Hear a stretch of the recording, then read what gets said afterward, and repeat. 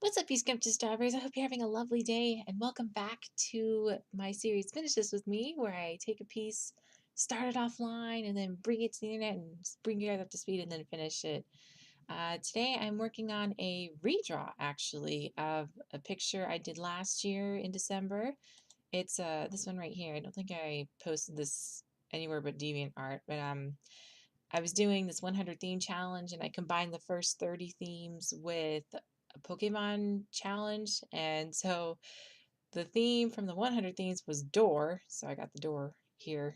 And then my theme, or the choice for the second prompt, was favorite Pokemon song. This one's it was a little more abstract. I picked, for those of you who are curious, my favorite is Azalea Town, or I think it was Blackthorn or Black City. I just remember Azalea Town was the first time I heard it on Gold and Silver. And yeah, there's just something so happy, and just like whenever I always had this image of whenever I got Pokemon Go, I would just put in my earbuds and listen to that song while going out to get some Pokemon.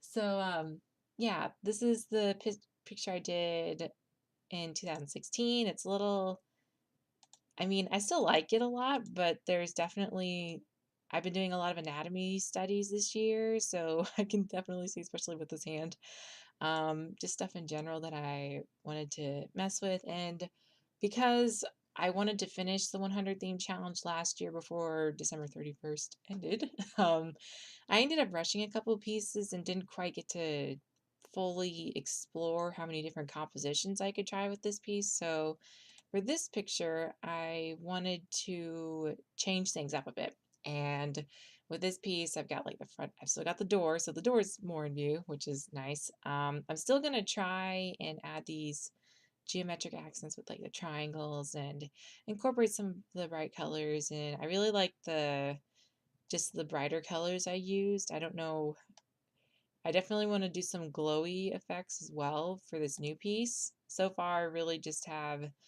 this kind of sketch. I might clean it up a little bit, finish up this hand, and maybe add some slight texture to the door. We'll see.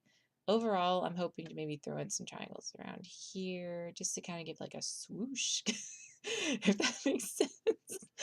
Yeah.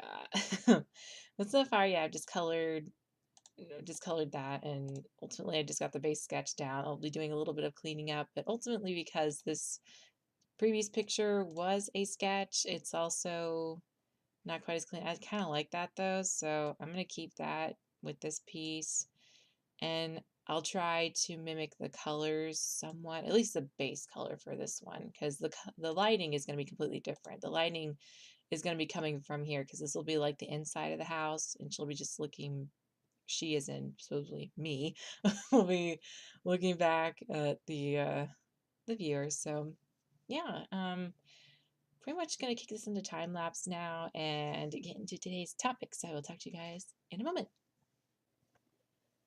Okay, so before I get into the nitty gritty of this, I just want to preface this with a disclaimer, because I know this is, with most of these topics, if not all of them, there is a lot of nuance to this, and I am only one person, even with all of the advice that's been given to me that I've just found on the internet or just from asking people. I'm still not quite going to be able to even fully satisfy people who do agree with my stance on this topic, but I'm going to try the best I can to condense this, again, also because we don't have a lot of time with this video, so I feel like some of the nuance might be lost.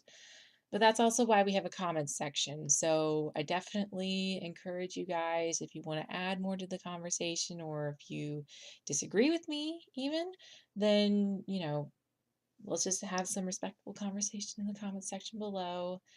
I will do my best to reply to everybody. And yeah, with that, let's get into it. Imagine this scenario. You work on a piece, maybe you try something new subject material, new medium. You really put forth effort into it, and you become proud of yourself of what you created, and you upload it to your social media account of choice. And the likes start coming in, the faves, and people start commenting and they like it too. And people compliment what you've done, and you get a comment where they say you're really an amazing artist, and then they say, I'll never be as good as you.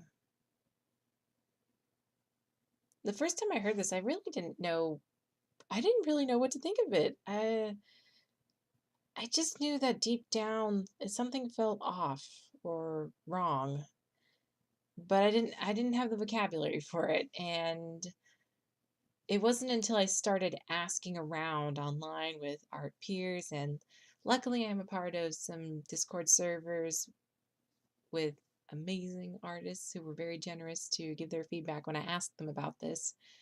And yeah, so with that in mind, I decided to break down this commentary into about 4 parts. So, first, I'm going to try and reach down deep and try to understand from where I'm coming from, explain maybe why people feel the way they do when they say this, or what compels them to say this sort of thing.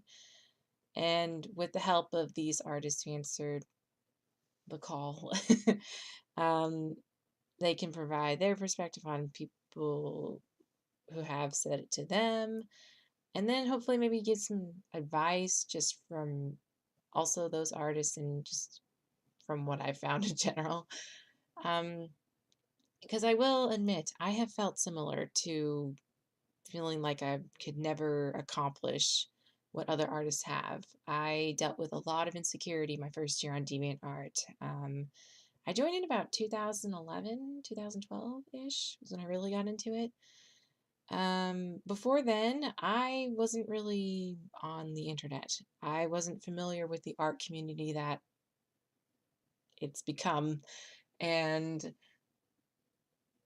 you know, I didn't have even a good internet connection until 2010. So, yeah, the most exposure I had to other artists' work was from comic books and maybe, just seeing artwork maybe in museums, but never really, it didn't feel as direct and like in my face, if that makes sense. Like I didn't see it on a daily basis necessarily.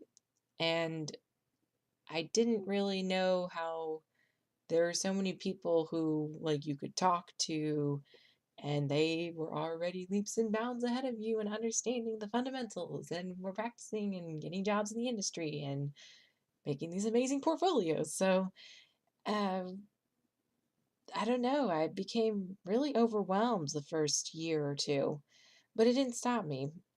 However, I just remember thinking to myself, wow, I could never be as good as that. Especially too because they were using tools I had never even heard of, like what are Copic markers? What do you mean a graphics tablet? What? You mean that's what they use? I guess it makes sense. Couldn't use a mouse. Well, you could maybe use a mouse. People using mouses too. Like what? Just all this almost information overload. And luckily, just personally, I'm glad I found out about this later in life, because if I had found out about it when I was a really young teenager, it probably would have destroyed me because I was really feeling bad at that time. So this is after I started feeling a bit better, and that's why I ultimately pulled myself up and got to work. And it's interesting too, though, because there's some science behind this, why people feel that way and why some people feel compelled to actually say it. Um, Mostly this is going to deal with the kind of like a psychological defense mechanism, also known as self-preservation, where I'll put a link below to an article that I read about it with some of the behaviors that can come from self-preservation. Because basically, self-preservation is when everyone has it, everyone does it. It's a DNA evolutionary aspect of ourselves that we like trigger or turn on whenever we feel the need to keep ourselves safe, to protect ourselves, and if we're injured or whatever. This is like whenever I think about self-preservation, it reminds me of cats because what they do when they're injured is they hide and they may tend their wounds, or they'll avoid other animals until they have healed, and then they'll come back out. And one of the more interesting things I found out, because humans are a social species, when in self-preservation mode, we tend to think more about ourselves naturally because we're focused on ourselves. So in that way, we don't think about how what we say might affect the artists we are addressing. When we tell them, I'll never be as good as you, we don't think about how dismissive that can be of the hard work that they put into their pieces and how much effort they have just put into their journeys in general. Um, and that's why, on the artist's point of view, it can be seen as a little irritating. Some people have expressed frustration, feeling sad, overall feeling uncomfortable too. A lot of people are uncomfortable by it because they just like it's not a good feeling. It's not a good feeling because what the person is also doing is they're relinquishing any agency that they have, any belief in themselves that they can keep pushing themselves and keep moving forward. They've completely ignored and denied any chance that they obviously have. But another thing that people do in the self preservation mode in a negative sense is they avoid things. Instead of tackling the problem head on, which a lot of these artists will then reply to this sort of comment, oh, well, just keep working, put in, do studies, get critiques, look at tutorials. And for some reason, they don't, when they get that sort of feedback, it doesn't really seem to help because they don't see taking action as an option.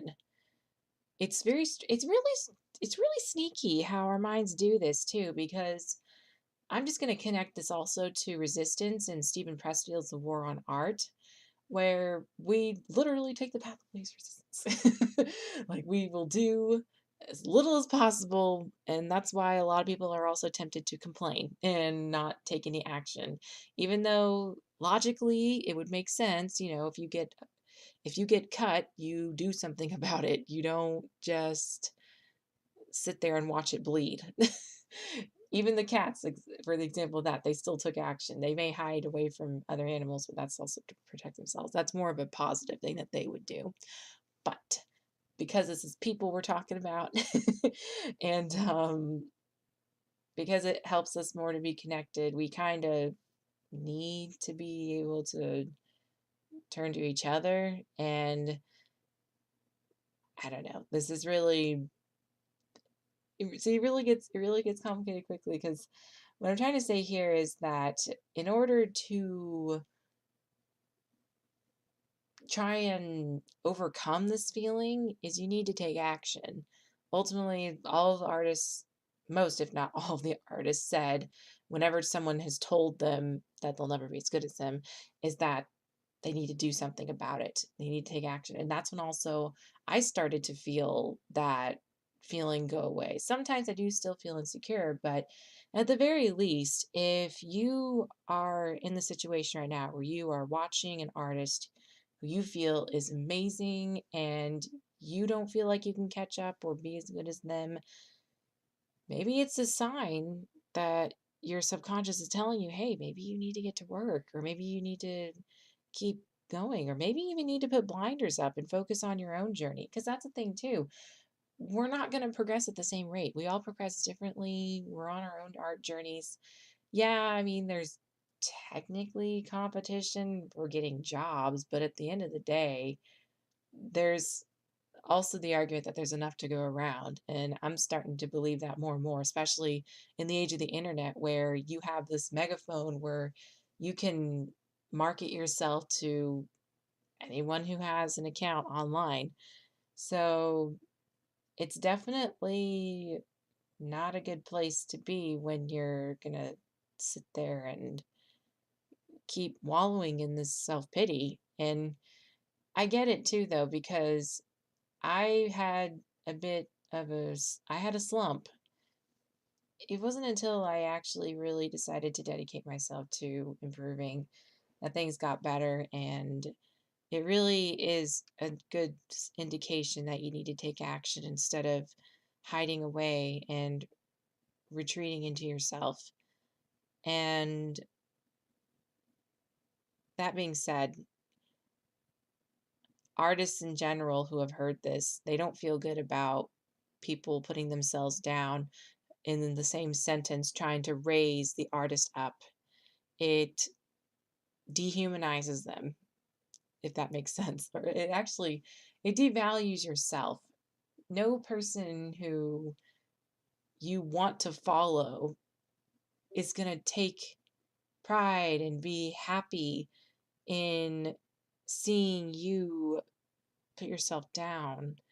And especially too when it is like linked to what they're doing and how much they've been working hard, you know? And again, it's that because you're in self preservation mode, you're not thinking about what the other person is going through. This artist is led to assume that, wow, they really think I didn't work toward this. They must think that I was just handed this. I could never be. It almost sounds like art isn't something that you hone as a skill. It makes it seem like that skill level that they have reached did not require any work whatsoever. It was just handed to them. So why would someone be able to get there if they can't do it? You know what I mean? So that being said, if you are feeling this way, at the very least, at the very, very least, if you feel an artist is way beyond your skill level, don't tell them that you're never going to be as good as them. I know I'm not going to tell you how to feel. If you still feel that way, I mean, you feel that way. But if you want to make the artists that you admire feel good about their work, if you really want to genuinely compliment them because you still really love their work at the end of the day and love what they do, just say, hey, I love your work. And that's it. Don't put yourself down in the process because not one person said it made them happy. And I don't think if someone does get happy that you said that, you might want to reconsider being around them. Yeah, so to the people who have had this compliment that is considered a backhanded compliment, actually said to them, take heart and remember too that these people, it's all about them. It's not meant to be a statement. Even though they say, I'll never be as good as you, it really is more of a statement about themselves because they're not feeling really confident in their work. To the people who have said, in response to these people to just keep at it, to get to work, you're not going to get better if you sit around and complain. Um, Definitely, like, that is good advice. I'm the type of person who wants to try, I don't want to say coddle because that's coddling. I don't agree with coddling, but I definitely would want to be like, hey, I see where you're coming from. You're not going to get any better if you don't put in the work. So what I recommend is you do this and this and this, do studies. If you want to critique, let me know. Something like that. And who knows, maybe it can help.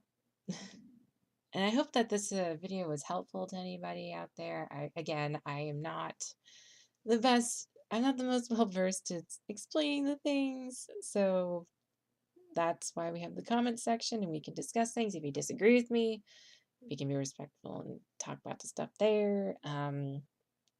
If there's anything I left out, if there's maybe any other research findings you have, feel free to send me a link.